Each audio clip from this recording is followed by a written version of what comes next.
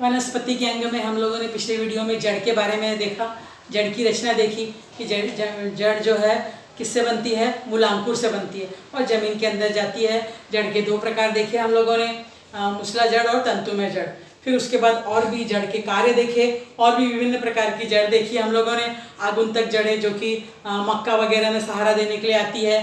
फिर कुछ जड़ें हम लोगों ने देखी कि जो फूलकर भोजन लेके मोटा हो जाती है, गाजर, मूली, शलजम। अब हम लोग तने के बारे में देखेंगे। तना किससे वृद्धि करता है? बीच के दो भाग देखे थे हमने, मूलांकुर और प्रांकुर। तो तना जो है प्रांकुर से वृद्धि करता है, तो प्रांकुर से जो है तना बनता है। अब तने की रचना, एक हम लोग झाड़ का एक डंठल ले लेते हैं। उस डंठल में हम लोग देखते हैं कि ऐसे कुछ भाग होते हैं जहाँ पर देखो ऐसा, जैसा गन्ना कैसा देखा है आपने, गन्ना देखा होगा, गन्ने में देखो इस प्रकार रचना होती है। तो ये जो गांठ वाली जगह है इसको क्या कहते हैं? गांठ। और ये दो गांठ के बीच की जगह को क्या कहते हैं? पर्व। यानी ये भाग कहलाता है पर्व और ये भाग कहलाता है गांठ। तो तने में जो है ये जो दो पर्वों के बीच में, जो दो गांठों के बीच में जो जगह होती है उसको पर्व कहते हैं। तो गांठ में से क्या निकलती है? ऐसा एक मुकुल निकलता है और ये मुकुल फिर पत्ती के निर्माण करता है। वनस्पति में या तने में जो है मुकुल दो जगह से निकलता है। एक तो पर्व के यहाँ से निकल, जो गांठ होती है ये भी गांठ है, तो दो गांठों के बीच में पर्व होता है, गांठ। तो ये गांठ में से मुकुल बाहर निकलता है। और मुकुल कहाँ पर होता है? तने के अग्रभाग में। ये भी क्या है? मुकुल।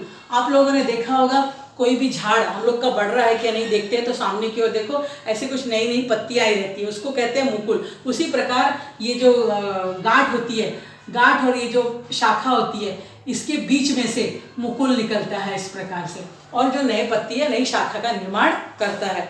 तो ये थी हमारी तने की रचना। अब तना क्या कार्य करता है? तना जो है, जो जड़ के द्वारा जो पानी और लवण अवशोषित करके लाया जाता है उसको कहाँ तक पहुँचाता है? पत्तियों तक पहुँचाता है। पत्ती क्या है? किचन है जहाँ पर खाना बनेगा, तो पत्तियों तक जो है उस लवण और पानी को पहुँचाता है। और तना क्या कार्य करता है? तना जो है, जो शाखाएं हैं, फल फूल है, इनको जो है क्या करता है? संभाल के रखा रहता है, यानी आधार देने का कार्य करता है झाड़ को। अब हम लोग दूसरा देख रहे हैं, तीसरा अंग देख रहे हैं, पत्ती।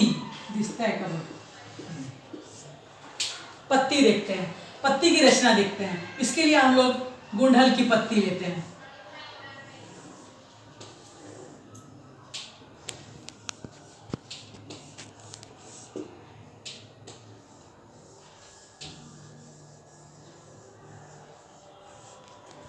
गुंडहल की पत्ती या जासवंत की पत्ती हम लोग इस प्रकार बना रहे हैं।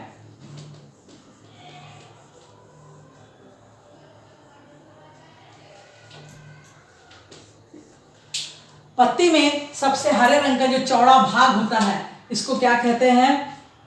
पर्णपत्र। पत्ती के हरे भाग को हम लोग क्या कहते हैं? पर्णपत्र। एक पान घेऊ लेना, समझ गए? अब इस पत्ती में जो किनारे की ओर देखो, यहां पर कैसा है? दंतूर भाग है, थोड़ा सा ऐसे इस प्रकार उभरा हुआ, इसको क्या कहते हैं? पर्णकोर। तो गुंडहल में पर्णकोर कैसा होता है? दांतेदार होता है, दांते के आकार का। फिर पत्ती के अग्र भाग को, जो आगे वाला भाग होता है, उसको क्या कहते हैं? पर्णाग्र। पर्णाग्र कहते हैं। पत्ती के नीचे वाले भाग को पर्णाधार कहते हैं। जो भाग हमारे डंठल से लगा होता है उसको पर्णाधार कहते हैं। फिर इस भाग को क्या कहते हैं? डंठल। डंठल कहते हैं, पान से है ना, पान, डंठल कहते हैं। उसके बाद पत्ती में बीच में ऐसी एक रचना होती है, बीच में, इसको कहते हैं मुख्य शिरा। मुख्य शिरा में से कुछ उपशिराएं निकली होती है इस प्रकार, और ये जाल बना लेती है अंदर की ओर। इसके द्वारा पानी, लवण वगैरह पहुंचाया जाता है। तो ये क्या है? उपशिरा। गुंडहल की पत्ती में एक नया एक अंग और होता है यहाँ पर डंठल में जो है उसमें इस प्रकार की एक रचना निकली होती है, ऐसी, ऐसे दो भाग निकले, इसको कहते हैं उपपर्ण, यानी छोटी पत्ती। इस प्रकार की रचना निकलती है। ये और किसी वनस्पति में नहीं होती है, ये फिर देखा जाए तो नींबू वगैरह में रहेगी, नहीं तो और बाकी वनस्पतियों में नहीं होती। तो समझ गया आपको, ये गुंडल के फूल का। अभी ऐसे ही मैं आप लोगों को पीपल की पत्ती बताती हूँ, तो जिससे आप लोगों को इसकी रचना भी समझ में आ जाएगी और दोनों में क्या अंतर है ये भी आप लोगों को मालूम पड़ जाएगा।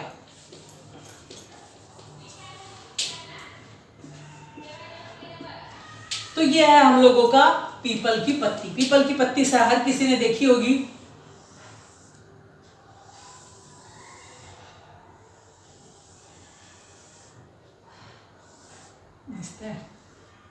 डार्क करना,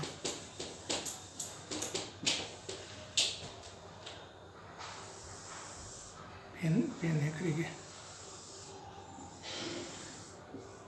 तो इस फैले वाले भाग को क्या कहते हैं? पर्णपत्र। हरे रंग के चौड़े भाग को पर्णपत्र कहते हैं। फिर इसके किनारे वाले भाग को कहते हैं पर्णकोट। अब देखो पहला अंतर क्या हो गया, पीपल की पत्ती में पर्णकोट कैसा है? समांतर है, चिकना है, जबकि इसमें कैसा था? दांतेदार था। अब दूसरा अग्रभाग को, पत्ती के अग्रभाग को क्या कहते हैं? पर्णाग्र। अब देखो दोनों की पत्तियों में पर्णाग्र में क्या अंतर है? इसका पर्णाग्र छोटा है, जबकि इसका पर्णाग्र देखो पीपल की पत्ती में कितना लंबा निकला होता है ना। तो ये अंतर है, दूसरा अंतर। फिर पत्ती के नीचे वाले भाग को पर्णाधार कहते हैं। पत्ती डंठल से लगी होती है, लेकिन इसकी पत्ती के डंठल के यहाँ पर उपपर्ण नहीं पाया जाता है। गुंडल के फूल में उपपर्ण पाया जाता है, पीपल की पत्ती में उपपर्ण नहीं पाया जाता है। इसमें भी जो है मुख्य शिरा होती है और उसमें से उपशिराएं बाहर निकलती है। पीपल की पत्ती को यदि आप लोग 7-8 दिन उसको पानी में ढक देंगे और सड़ाएंगे और तो उसके ऊपर का जो ब्रश के सहायता से हटा देंगे तो हमको पीपल की पत्ती में एक सुंदर सी जाली जो है दिखाई देगी। या पीपल का झाड़ जहाँ पर होगा, अभी बरसात आ गई है, उसके नीचे जाएंगे, जाके आप खड़े रहेंगे तो जो पत्तियाँ गिरी रहती है उसमें से कुछ पत्तियाँ अभी पानी में जाके सड़ गई होंगी, तो वहाँ पर हमको जालीदार पत्ती मिलती है, तो उसमें जाली पाई जाती है। वैसे ही जाली इसमें भी होती है, लेकिन पीपल की पत्ती में ज़्यादा जाली दिखाई देती है। तो दोनों पत्तियों में हम लोग को क्या अंतर दिखाई दिया कि इसमें पर्णकोश कैसा होता है? समांतर होता है, इसमें दंतुरो जैसा होता है। इसमें पर्णाग्र नुकीला होता है, उसमें नुकीला नहीं होता है। इसमें एक उपपर्ण नहीं होता है पीपल की पत्ती में, जबकि गुंडल की पत्ती में उपपर्ण होता है। तो पत्ती का क्या कार्य है? अब हम लोग कार्य देखेंगे। पत्ती क्या करती है? तने द्वारा जो पानी और लवण लाया जाता है, अब इसमें क्या होता है? हरे रंग की होती है, इसलिए इसमें क्या होता है? हरित लवक या पर्णहरिण पाया जाता है, जिसके कारण हरी वनस्पतियां, जैसे हमारे घर में मम्मी किचन में खाना बनाती है, वैसे ही जो झाड़ का किचन क्या है? पत्ती है। पत्ती में हरित लवक होता है, वो कार्बन डाइऑक्साइड पानी की सहायता से और हरित लवक की सहायता से अपना भोजन बनाती है। यानी प्रकाश संश्लेषण की क्रिया कहाँ पर होती है? पत्ती में होती है।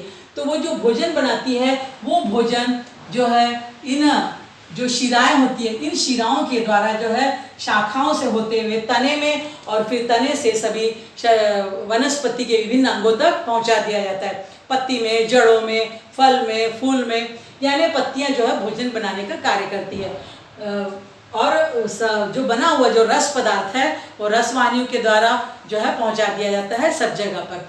तो अब देखिए दो प्रकार की शिरा विन्यास, यहाँ पर शिरा विन्यास देख रहे थे। शिरा विन्यास हम लोग इसको कहते हैं। वैसे ही पत्तियों में अलग अलग प्रकार की पत्तियां लगी रहती है। देखो किसी में झाड़ में देखो इस प्रकार के ऐसे लगे रहते हैं, किसी में गोलाकार प्रकार से लगे रहते हैं। तो ये पत्तियों के विन्यास होते हैं। ये विन्यास जो है अलग अलग प्रकार का होता है। ये जो भोजन वगैरह जो है रस जो है ये वनस्पतियां बनाती है, ये शिराओं के द्वारा पहुंचाया जाता है। तो दो प्रकार का शिरा विन्यास पाया जाता है। एक जो है जालिकावत शिरा विन्यास पाया जाता है और दूसरा है समांतर शिरा विन्यास पाया जाता है। अब समांतर शिरा विन्यास किसमें होता है? जालिकावत शिरा विन्यास किसमें होता है? अभी यहाँ पर दो पत्ती आपको दिख रही है, इसमें देखो जाली बनती है इसलिए जितने भी द्विबीजपत्री पौधी वनस्पतियां होती है, चना, मटर, अरहर, आम, पेरू जो भी है, गुड़हल, पीपल, इन सब में जाली का शिरा विन्यास होता है, जाली बनता है। जबकि समांतर वीरा विन्यास क्या होता है, चावल, गेहूं वगैरह देखा होगा, उसमें ऐसे इस प्रकार होते हैं, देखो है ना, पत्तियां निकली होती, इसमें समांतर शिरा विन्यास होता है। पत्तियों के दो प्रकार होते हैं, एक होती है सरल पत्ती और दूसरी संयुक्त पत्ती। आम, पीपल वगैरह एक पत्ती है, ये सरल पत्ती है, और देखो नीम की पत्ती, गुलाब की पत्ती, इसमें बहुत सारी पत्तियां निकली होती है एक ही इससे, उसको संयुक्त पत्ती कहते हैं। तो ये पत्ती के दो प्रकार है। इस प्रकार ये जो है सरल पत्ती, और एक ही में से खूब सारी ऐसी पत्तियां निकलती है, उसको संयुक्त पत्ती कहते हैं।